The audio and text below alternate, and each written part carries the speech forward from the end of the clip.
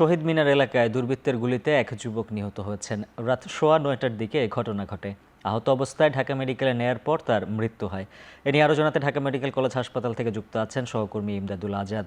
ইমদাদ, জানাবেন নিহতের পরিচয় সম্পর্কে কিছু জানা গেল কিনা, আর ঠিক কী কারণে গুলির এই ঘটনা পুলিশ কি বলছে?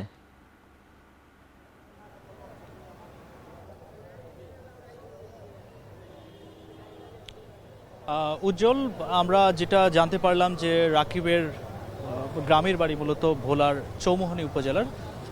তার বাবা ঢাকা বিশ্ববিদ্যালয়ের কুয়েতমৈত্রী হলের একজন কর্মচারী ছিলেন এবং রাকিবের পরিচয় সম্পর্কে আমরা যেটা জানতে পারলাম যে রাকিব শেখ বোরহানুদ্দিন কলেজের স্নাতক দ্বিতীয় বর্ষের শিক্ষার্থী এবং পাশাপাশি তিনি টিকটকে কন্টেন্ট ক্রিয়েশন করতেন। আজকের ঘটনা সম্পর্কে আমরা যেটা জানতে পারলাম যে রাত 9:15টার দিকে রাকিব তার কয়েকজন বন্ধু মিলে 4 থেকে 5 জন বন্ধু মিলে শহীদ মিনারের সিঁড়িতে বসে আড্ডা দিচ্ছিলেন এবং আড্ডা দেওয়ার এক পর্যায়ে একজন দুর্বৃত্ত এসে তাকে পাশে ডেকে নিয়ে যায় এবং কিছুক্ষণ পর তার বন্ধুরা দেখে যে শহীদ মিনারের ওপরে তাকে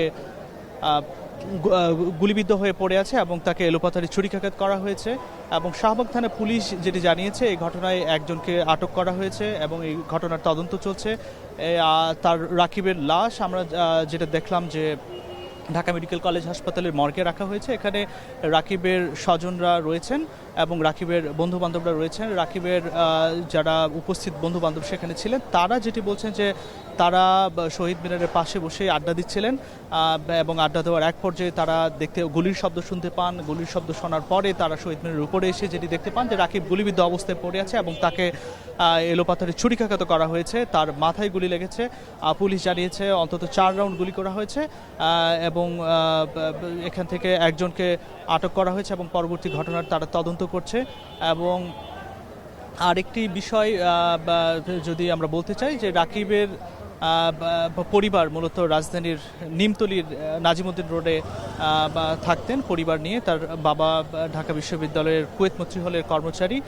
রাকিবের বন্ধুবান্ধবরাও এই বিষয়টি জানাচ্ছেন যে তিনি মূলত শেখ বোরহানুদ্দিন কলেজে দ্বিতীয় বর্ষে পড়াশোনার পাশাপাশি টিকটকে কন্টেন্ট ক্রিয়েশন করতেন।